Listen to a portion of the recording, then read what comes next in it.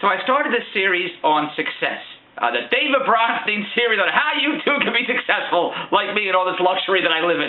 But the house that I'm in, there's a song called, the house that I'm in is the kids' house. I always tell the kids, this is your house, because the house that I'm going to be living in is the 10,000 square foot house with the maids and the butlers and the limo drive. That's my house. And this is the kids' house. You say, well, Dave, why don't you go to that house now, because the kids will do to that house what they're doing to this house.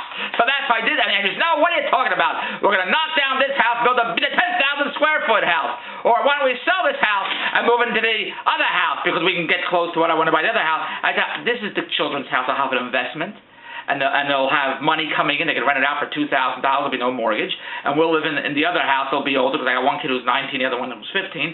And we'll live in the bigger houses where they'll have money. Now, why am I saying that? Why am I saying I'll just give it to them and they'll have an investment, they can make $2,000 a month, and I don't do anything? Because so far in my kids' lives, I hear no plan of action. That's why. They want to go to the movies, and they want to go to reptile shows, and they want to go to vacations, and they want American Apparel, American Eagle, and then they want Jared wants to go out to lunch every day, which costs me $200 a month. The only kid that spends $200 a month for lunch every day, $10 twice to get hoagies. So they want all these things, but they don't do anything to get it. Dave, do you have any money? Dave, yes, Dave. Jared says, Dave, do you have any money? Dave, do you have any money? That's all I get. But they have no plan of action on how to get that dough. And then I read this article in the paper, millionaire high school paper. It's from Forbes.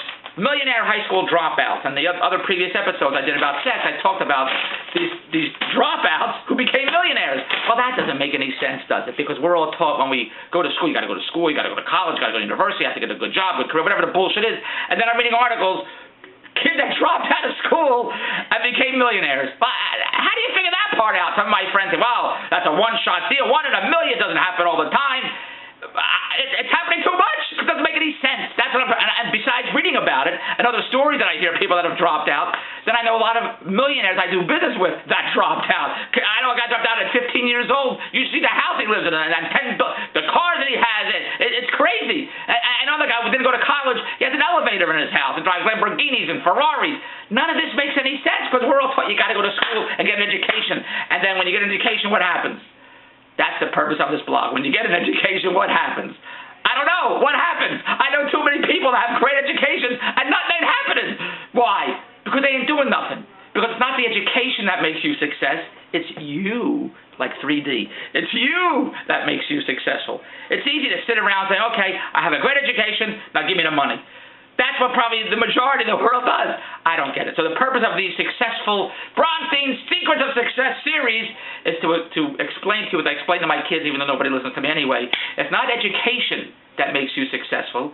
It's you that makes you successful.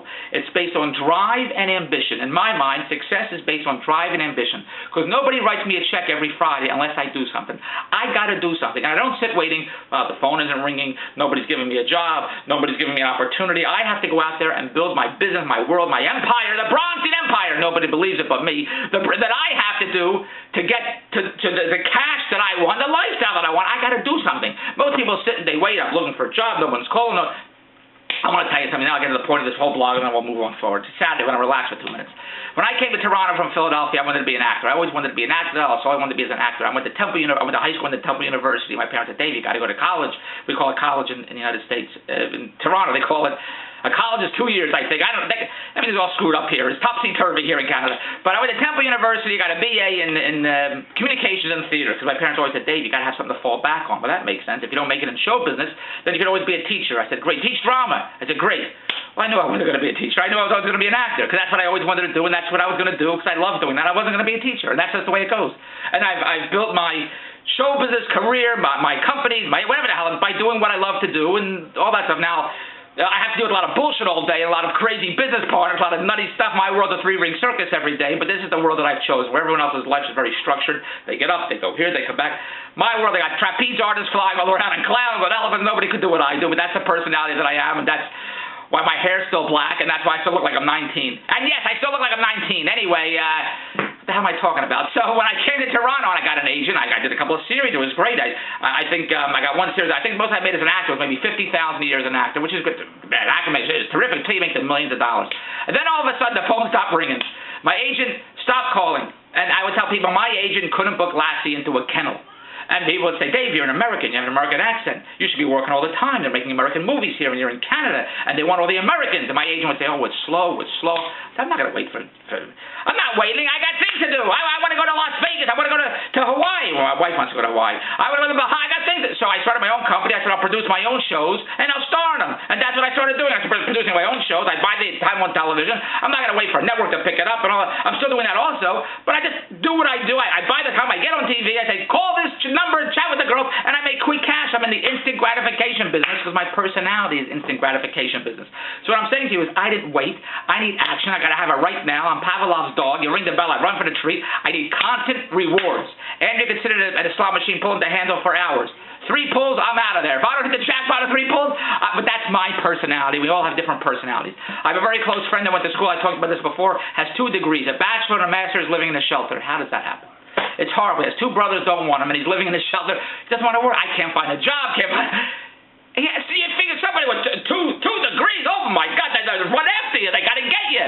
This is what's going on. But here's the purpose of this blog about success and drive and ambition. And Andrew's watching a crazy movie, 10 Things I Hate Your Guts. I don't know what the hell it's called. Maybe it's 20 Things I Can't Stand Your Liver. I don't know whatever the hell she's watching. And in the movie, I just saw the scene that the girl gets a letter from home, and she's, oh, I got into the college. She's all excited. Oh, everyone's dancing and hollering. Oh, she got in. I'm so excited. I got into the college. I'm so happy. Oh, got into college. Great. And then what? That's it. She got into the college. That's it. There's no plan of action. She does. I didn't hear in the stories, oh my God, I got into college, now I got good grades because I want to be a doctor, and then I'm going to go to medical school, I'm going to be the tough doctor. I didn't hear that. I didn't hear, oh, I got into the school, now I get into law school, now I'm going to be a lawyer. I didn't hear that. All I heard was, I got into college, great, that's it. There's no plan of action. I mean, if you, whatever you want to do in your life to be successful, you want to have money, buy lottery tickets, whatever the hell it is, you got to do something. You need a plan of action. The purpose of going to school or college is to train you or to give you the education to do what you want to do.